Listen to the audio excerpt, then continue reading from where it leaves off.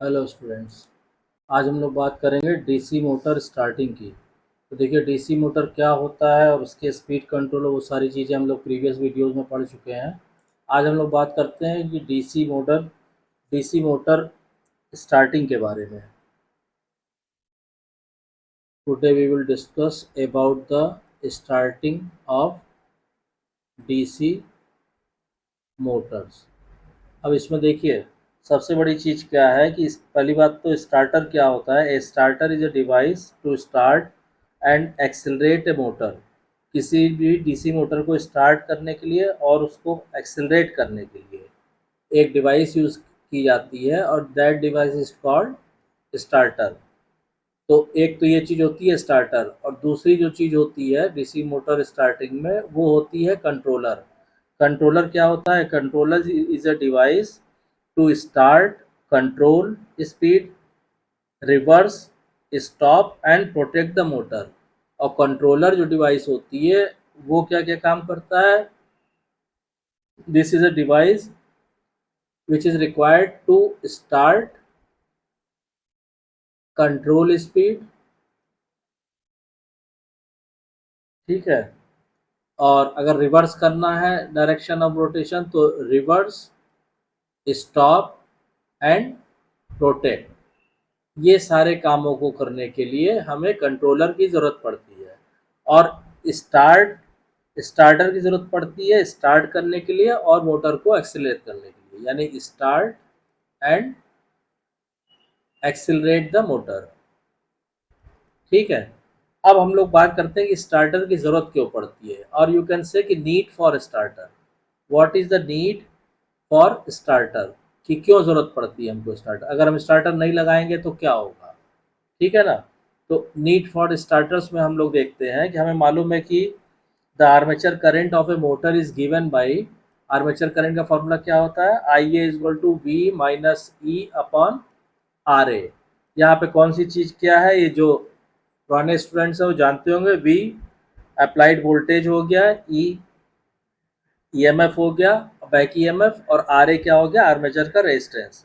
अब इसमें क्या होता है कि the initial starting armature current is given by, अगर हम स्टार्टिंग की बात करें तो मान लीजिए हमने कहा कि आई ए एस, ये हो गई इनिशियल स्टार्टिंग आर्मेचर करंट। इसकी अगर हम बात करें तो ये इक्वल टू हो जाएगा, क्योंकि इनिशियल उसमें बैक ईएमएफ तो होगा नहीं तो इसको हम जीरो कर देंगे, divided by R A.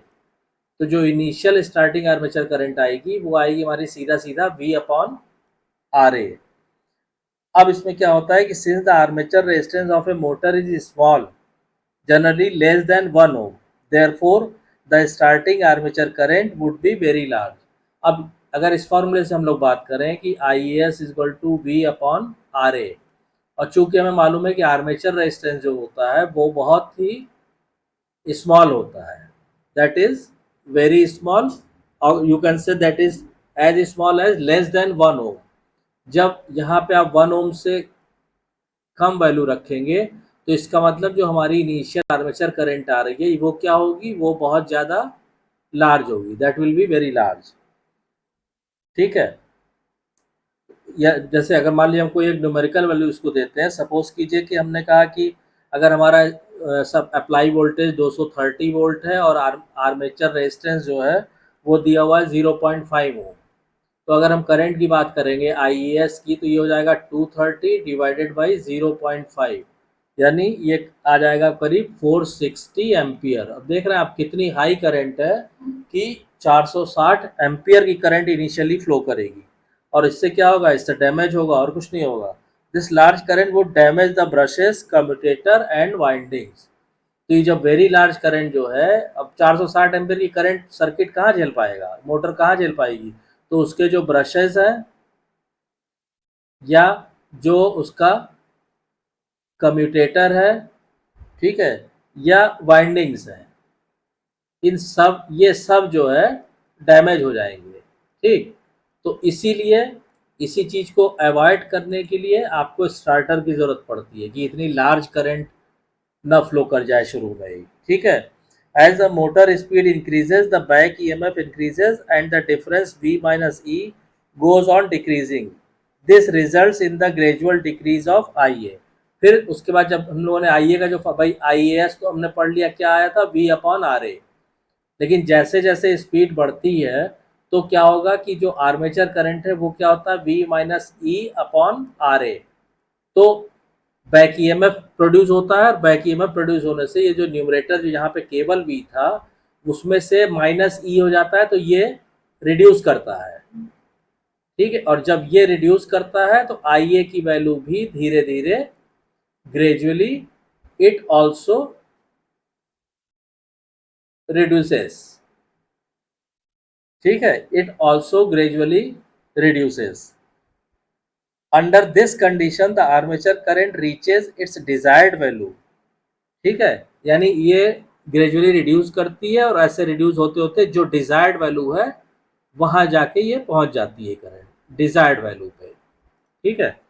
Under this condition the armature current reaches desired value, hence it is found that the back EMF helps the armature resistance in limiting the current through the armature। इसका मतलब इससे हमको ये clear हो गया कि ये जो बैक EMF जनरेट हो रहा है इससे हमको आर्मेचर करंट को लिमिट करने में हेल्प मिल रही है, यानी this back EMF E helps to limit the armature current. ये फायदा हुआ बैक ईएमएफ का, आर्मेचर करंट। अब इसमें क्या कह रहा है कि since the starting current is very large, अभी हम लोगों ने देखा था इस फॉर्मूले से कि स्टार्टिंग करंट बहुत ज़्यादा होती है at the time of starting of all DC motor except very small motor, an extra resistance must be connected in series with the armature, this would limit the initial current to a safe value until the motor has built up the stable speed and back EMF. तो इस situation को दूर करने के लिए, चूंकि ये इस स्थिति में IAS करंट जो आती है वो बहुत लार्ज होती है, तो इसको कंट्रोल करने के लिए हम लोग क्या करते हैं कि आर्मेचर के साथ सीरीज में रेजिस्टेंस जोड़ देते हैं, मान लीजिए RS, तो उससे क्या होगा कि IAS की वैल्यू अपने आप कम हो जाएगी, ठीक है, at the time of starting. तो जो इनिशियल करंट है वो इस RS को कनेक्ट करके हम लिमिट कर सकते हैं एक सेफ वैल्यू तक, और तब तक हम इसको लगाए रह सकते हैं जब तक कि IAS की वैल्यू सेफ लिमिट में ना आ जाए। जब सेफ लिमिट में आ जाएगी तब इस RS को हम विड्रॉ कर सकते हैं, ठीक। The series resistance is divided into section. अब ये जो हम सीरीज रेजिस्टेंस लगाएंगे इसको हम इस तरह लगाते हैं कि सीरीज रेजिस्टेंस जो है कई सेक्शन में डिवाइड, इकट्ठे नहीं कि आपने एक रेजिस्टेंस लगा दिया इतने मेगा ओम का, कई सेक्शन में डिवाइड रहता है, ठीक, which are cut out one by one as the speed of the motor rises and the back EMF builds up. When the speed of the motor builds up to its normal value, the extra resistance is completely cut out। मतलब वो ये कहना चाह रहा है कि initially मान लीजिए जो हमने कहा, सपोज कीजिए जो सीरीज रेजिस्टेंस है ये हमने कहा कि से 10 मेगा ओम के, ये 10-10 मेगा ओम के रेजिस्टेंस लगे हुए हैं, ठीक है, अलग अलग सेक्शन में 10-10, मतलब ये 40 मेगा ओम मान लीजिए लगा हुआ है, किसके साथ, सीरीज में RA के साथ, ठीक। लेकिन ये इस तरह होता है कि इसको स्टेप बाय स्टेप, मान लीजिए पहले इनिशियली क्या है, इनिशियली ये है कि ये पूरा कनेक्टेड है, यानी RA प्लस 40 मेगा ओम हो गया, ठीक। उसके बाद जब थोड़ी स्पीड इसकी बैक ईएमएफ थोड़ा जनरेट हुआ तो हम उसको क्या करेंगे, फिर रेजिस्टेंस को कम करके हम केवल RA प्लस 30 ओम कर देंगे, ठीक है। मतलब उधर बैक ईएमएफ जो जनरेट हो रहा है धीरे धीरे वो कंट्रोल को लिमिट करेगा और उसी के हिसाब से धीरे धीरे हम इसको विड्रॉ करते जाएंगे, और जब एक सेफ स्पीड पे ये बैक ईएमएफ मोटर की स्पीड को एक सेफ जोन में ला देगा, सेफ स्पीड में ला देगा, तो इस RS को हम कंप्लीटली विड्रॉ कर लेंगे, ठीक। तो ये काम होता है डीसी मोटर में स्टार्टर का, और इसलिए डीसी मोटर में स्टार्टर का यूज़ करना बहुत ज़रूरी होता है। अगर हम डीसी मोटर में स्टार्टर को नहीं यूज़ करेंगे तो अभी जैसे आपको बताया था कि उसका जो ब्रशेज़ हैं, कम्यूटेटर है, और भी जो पार्ट्स हैं उसके, उसमें डैमेज और वाइंडिंग्स हैं, उनके डैमेज होने की प्रोबेबिलिटी हाई प्रोबेबिलिटी रहती है या बहुत ज़्यादा रहती है। अब इसमें बात आती है कि डीसी मोटर में स्टार्टर हम कौन सा यूज़ करते हैं और क्या यूज़ करते हैं। तो देखिए डीसी मोटर में डिफरेंट तरह के स्टार्टर यूज़ किए जाते हैं, ठीक है। जैसे एक होता है 3 पॉइंट स्टार्टर, ठीक है। अगर हम जैसे डीसी शंट मोटर की बात करें तो डीसी शंट मोटर में क्या होता है, now we come to the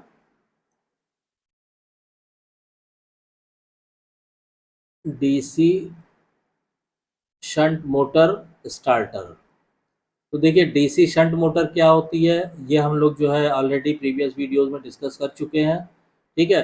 अब अगर हम डीसी शंट मोटर को हमको स्टार्ट करना है तो उसके लिए एक स्टार्टर यूज़ किया जाता है, ठीक है। Starter is use and that starter is called 3 point DC shunt motor starter. 3 point DC shunt motor starter, ठीक है। तो अगर हम 3 point DC shunt motor starter use करेंगे किसी डीसी शंट मोटर के लिए, तो क्या होगा कि उसकी जो इनिशियल आर्मेचर करंट जो बहुत लार्ज हो सकती थी वो उतनी लार्ज नहीं होगी और मोटर जो है सेफली स्टार्ट हो जाएगी। और जब वो एक रीजनेबल स्पीड पे आ जाती है, एक सेफ लिमिट पे आ जाती है, तो स्टार्टर में जो हम एडिशनल रेजिस्टेंस आर्मेचर के साथ हमने ऐड किया है वो धीरे धीरे करके हम लोग विड्रॉ कर लेते हैं। तो आई होप कि आपको ये क्लियर हो गया होगा कि स्टार्टिंग की ज़रूरत क्या है। मतलब आज आज का जो टॉपिक था या आज का जो लेक्चर था उसका मेन पर्पस ये था कि need for starter, DC motor की स्टार्टिंग में स्टार्टर की क्या ज़रूरत है। अब स्टार्टर कैसे काम करता है, कैसे उसको हम कनेक्ट करते हैं, इसको हम लोग नेक्स्ट वीडियो लेक्चर में डिस्कस करेंगे। आई होप आपको वीडियो कंटेंट पसंद आया होगा। अगर वीडियो कंटेंट पसंद आया तो प्लीज़ वीडियो को शेयर कीजिए, लाइक कीजिए, चैनल को सब्सक्राइब कीजिए और नोटिफिकेशन बेल को ऑन कर दीजिए ताकि जब भी कोई नई वीडियो डाली जाए उसकी इन्फॉर्मेशन आपको तुरंत मिल जाए। Thank you.